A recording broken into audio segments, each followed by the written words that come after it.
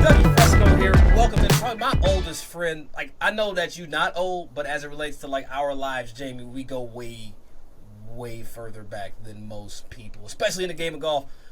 Jamie Taylor's in here. What up, Jamie? Yes, thank you for having me. I'm so excited that you finally invited me on your show, friend. I know, right? Well, look, you do know this is the show where we answer golf's pressing topics, okay? But before we get to that, what we're going to talk about for today's episode, I got to know a little bit. Well, I already know, but the people out here got to know a little bit about who you are, what you do, how you Cleveland's finest. You know what I mean? Like, who is Jamie Taylor? Well, first of all, yes, I'm a Cleveland native, although I currently live in Sanford, Florida. But I am originally from there. That's where I got my golf started at age, I think, 8, 7, something like that. I mean, oops. It's been a minute. But yeah, so there's where I started my golf game. And from there, I played in high school. Actually started the golf team there. Went on from there to play collegiate golf for Gannon University in Erie, Pennsylvania. It's a small Catholic school for those who don't know. Yeah, I was going to say, what kind of school is that? But that's hey, all right. It was D2, and they paid for me to play golf for all 4 years. So, it's all good.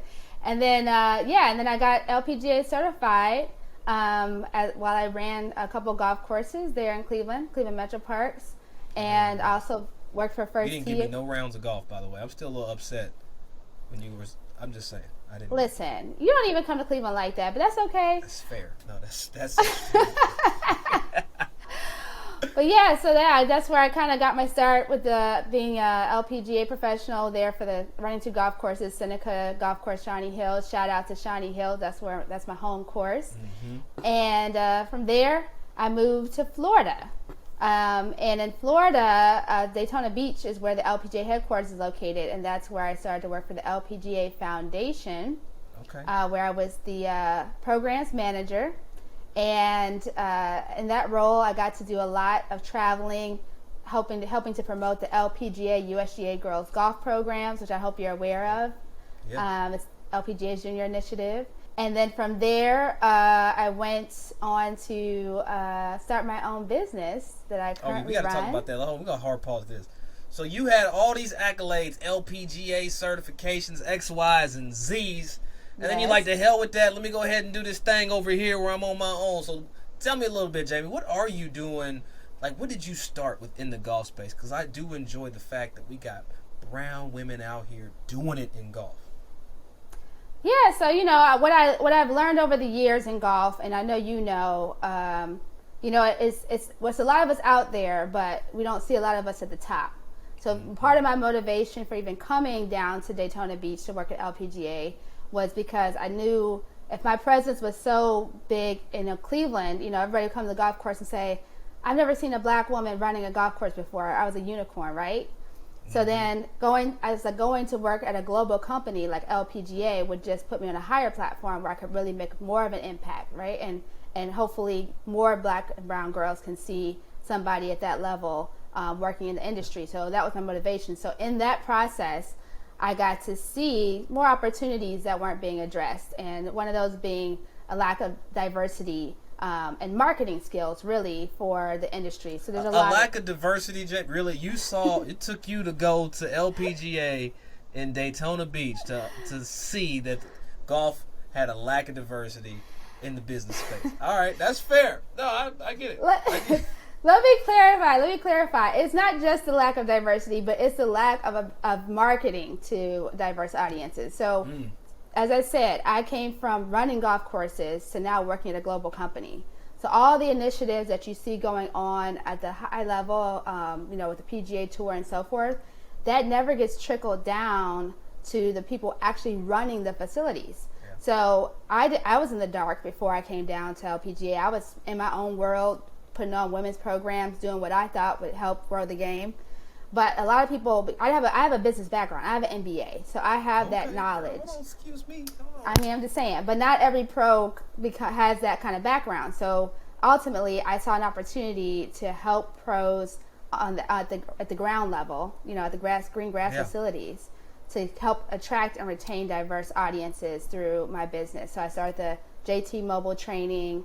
as well as the Black Golf Directory. Well, I tell you what, Jamie, both of those things are extremely needed, but this is exactly why I asked you to come in here to do this very topic, pressing topic. You already know what it is on Birdies Not BS.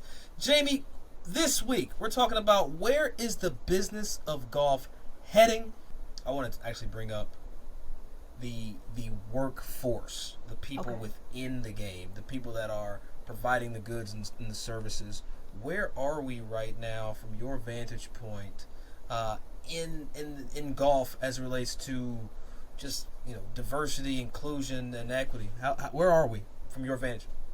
So I will say very, very recently, unfortunately, I think as of last May of last year till today, there's been substantial changes in diversifying the major companies, and we're talking LPGA, PGA Tour, PGA of America, USGA, all these big companies. They're making a concerted effort to not only hire more diverse candidates or look for more diverse candidates for different roles, but they're, even on the leadership level.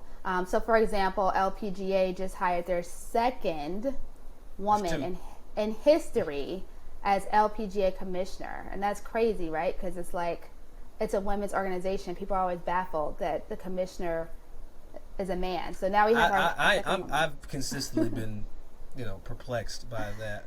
But that makes sense. I like it. Good move. But is it pure though? Like with all the moves in the diversity space, we always go back to the George Floyd killing and this inflection point. I'm almost sick of using George Floyd as this time stamp, but we almost have to, because what I've noticed, Jamie, is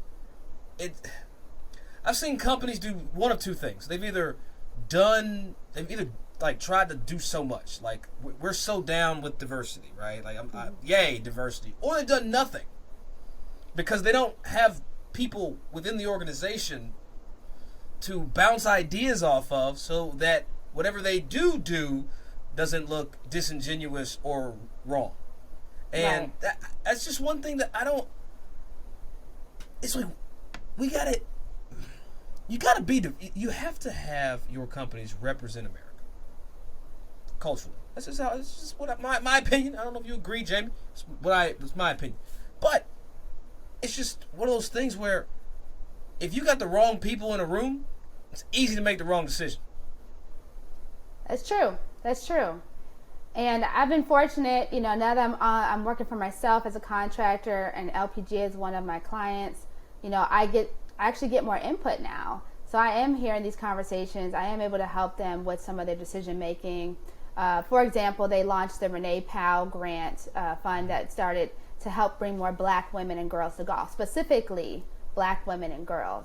Ooh, so the funds that they raised for that help to get our LPGA girls golf site directors, LPGA professionals, and LPGA amateurs to have the resources to be able to attract more women of color, specifically Black women, to their sites and get them into golf, which is something that never would have happened, unfortunately, pre-George Floyd. I think it was obviously their genuine way of trying to make a difference, and I get to oversee something like this. So me as a Black woman, I actually make sure it's done correctly and that people are doing what they're supposed to do. Now, as for the other businesses, I think they're doing some similar work. They're having a lot more people of color involved in some of those decisions and those conversations.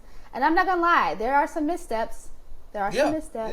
They're gonna get it wrong. It's all right. Yeah. But some effort is better than no effort. Like, that's kind of my attitude, Jamie. But, like, even within the game of golf, we're talking about diversity. It's always been a buzzword since the late 90s. Are we experiencing any new technology? Is golf experimenting with, I don't even know. There's so much tech around golf, launch monitors and all this other stuff. When it comes to the business of golf, I don't really feel that we're seeing the game utilize the tech to grow in a way that sustains the game for the future. But it's just my vantage point. It's just me. Are you seeing it? I mean, you kind of closer to all this. That's why I got to bring you in here. I mean, to be honest, what you're specifically talking about, I don't know that is being talked about on the global or at the high level. Now, if somebody who's a day-to-day green grass or an instructor, They probably are doing more of that. But what I do see from a product and service standpoint, they are hiring more people of color to promote their products. So, for example, there's a black woman-owned golf bag company, and I know that. Hold on, we gotta shout them out. Tell me, I don't even know that. Okay, Tell me more. Orca Golf Bag is a black woman-owned golf bag company, and they've actually secured a contract. I know with LPGA for sure, but she's actually gotten a couple other major companies to hire her to design the tour bags for the professionals and for different groups. So she's, the number one go-to for their tour bags for some of these tournaments and some of their organizations. So they are doing that, I am aware of. All right, that's fair. Yeah. That's fair. Yeah. Well, it's funny, as I look at the business of golf, I'm starting to see more organizations kind of pop up, more efforts to, I'm not trying to make this episode so diversity based, but at this moment in golf, that's really like the move. Like, that's what we're really starting to see. We're starting to see more and more players getting sponsors exemptions into events. But one event that I know you sit on the board of that I'll be covering, Jamie, is the Giant Shipment, which I actually find to be a fascinating step because of how people are acknowledging the lack of diversity within the PGA Tour, at the highest levels. I find that really interesting. It's like, you know what, we're going to give some people a shot. And then Rocket Mortgage comes in and says, you know what, I'm going to give you some money. And then we're actually going to invite some people out to Detroit Golf Club, hold a 2-day qualifier for men and women. Men are going to get into the Rocket Mortgage there at Detroit Golf Club, and the women are going to get into the Dow. But what I do find really, blows my mind that people are like, let's do something, because you and I have been part of these conversations, Jamie, since the 90s. So tell me a little bit about your involvement with the Giant Shipment. Yeah, so the Giant Shipment kind of came along because of my interaction with LPGA and my connections there.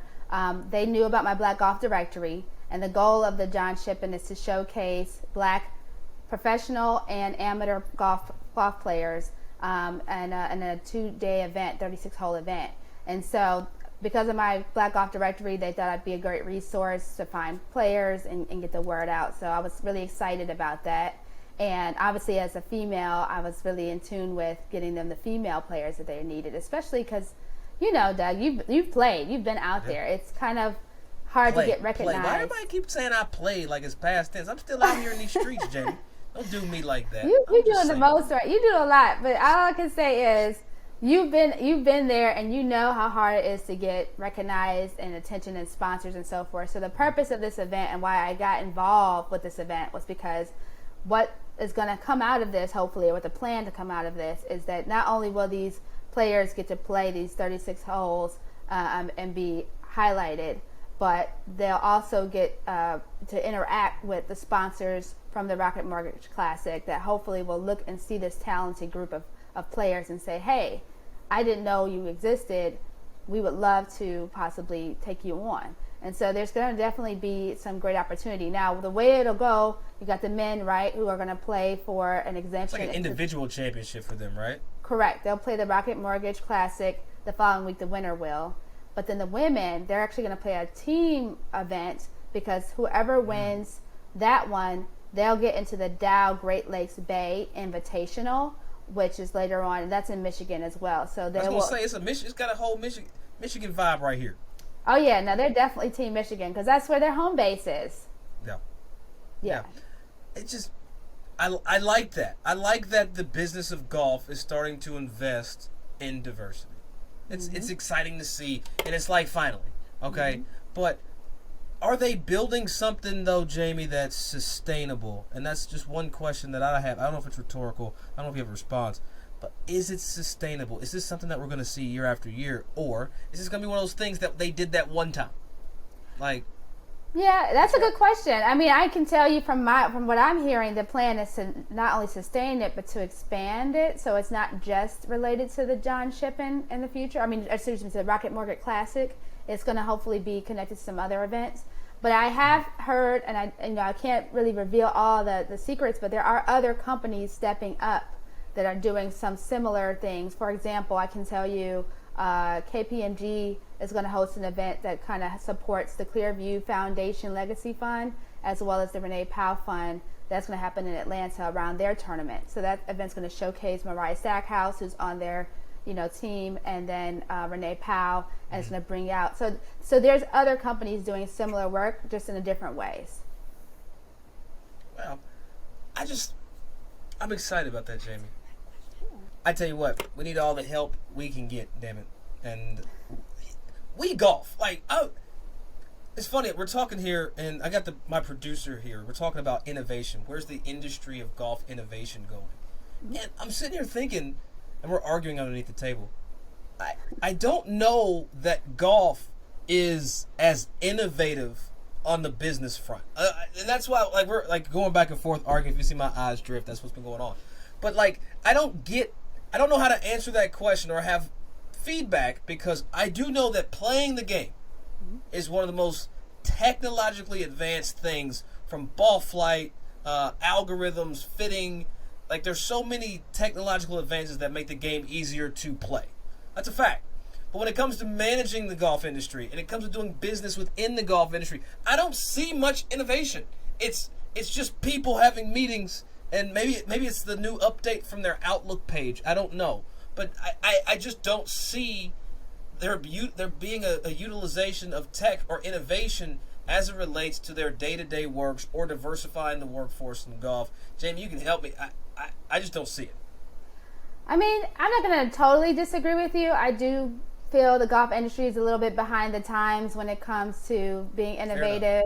But, on a basic level, one of the biggest issues that golf has is that barrier, especially when it comes to the golf courses. They're either not accessible to youth, or the cost is a barrier, or, equipment, so forth. And so what a lot of industry initiatives are involving is just what we're doing now, doing the Zoom and the online options, so that hopefully that can be the touch point for some people, the first touch point to golf, whether they get to meet a pro on Facebook Live or Instagram, right? They're trying to reach the masses. Trying to use 2007 to make a change right now. I can dig it. I guess that's it.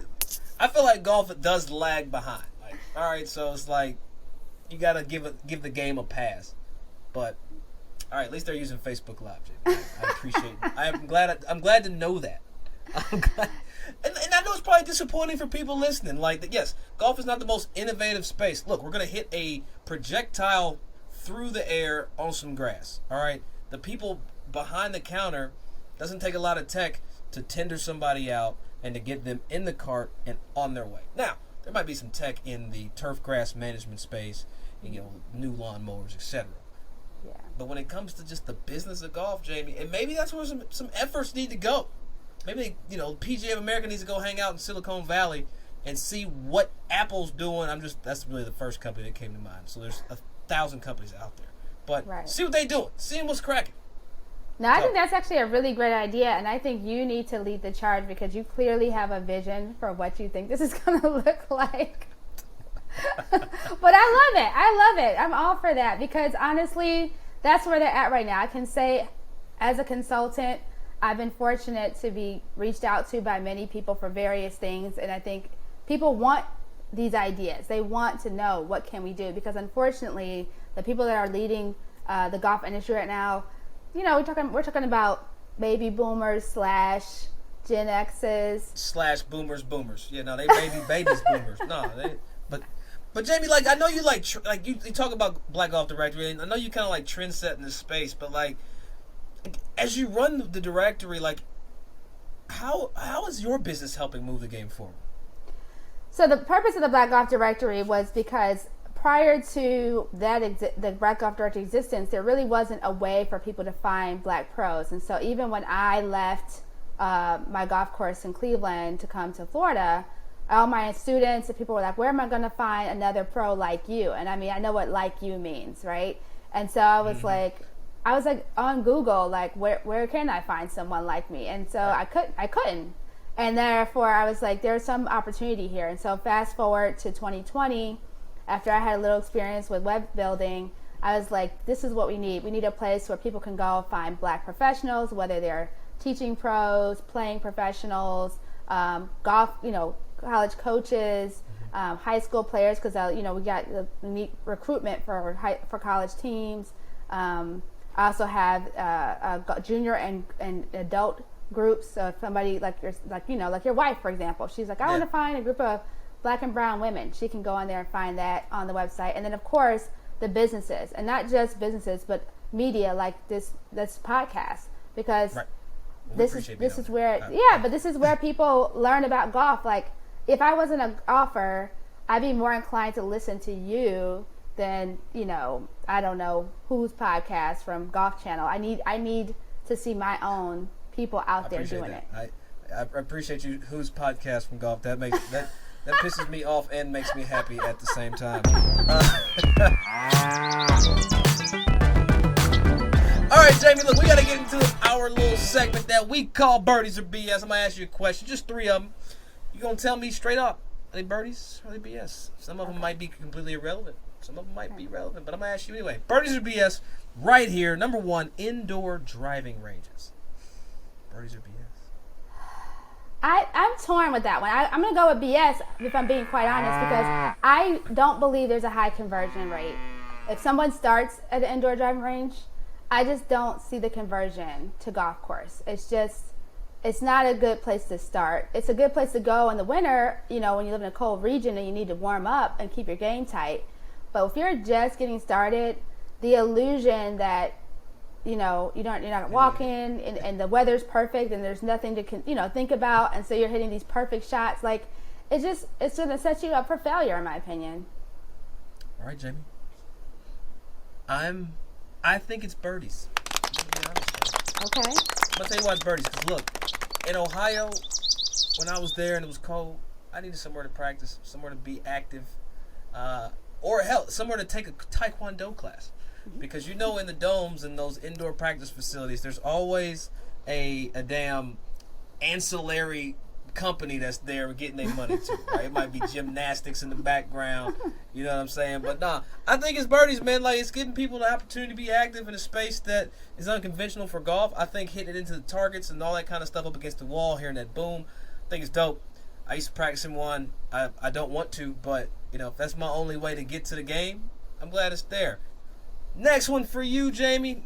This might be one of the few technological advances of golf in the last 20 years. Online golf instruction, birdies or BS?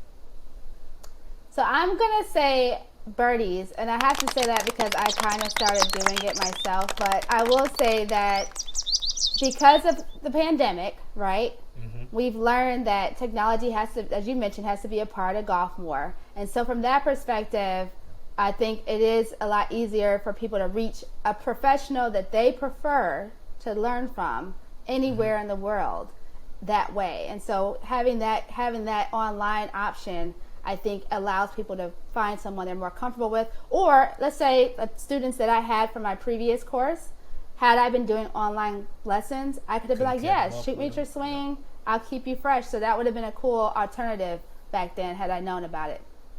I just like residual income for people. Like, I might even start teaching now. I mean, you look at George Gankus, previous guest on the show. He's crushing the online space, absolutely crushing it, and that's why I think it's birdies. That's why. And Jamie, going full circle here. Last one, the Giant Shipment Invitational, birdies or BS? You already know what I'm going to say. Of course it's birdies. Because maybe one tournament that has been tied to a tour event that showcases all Black players. I can't. Right.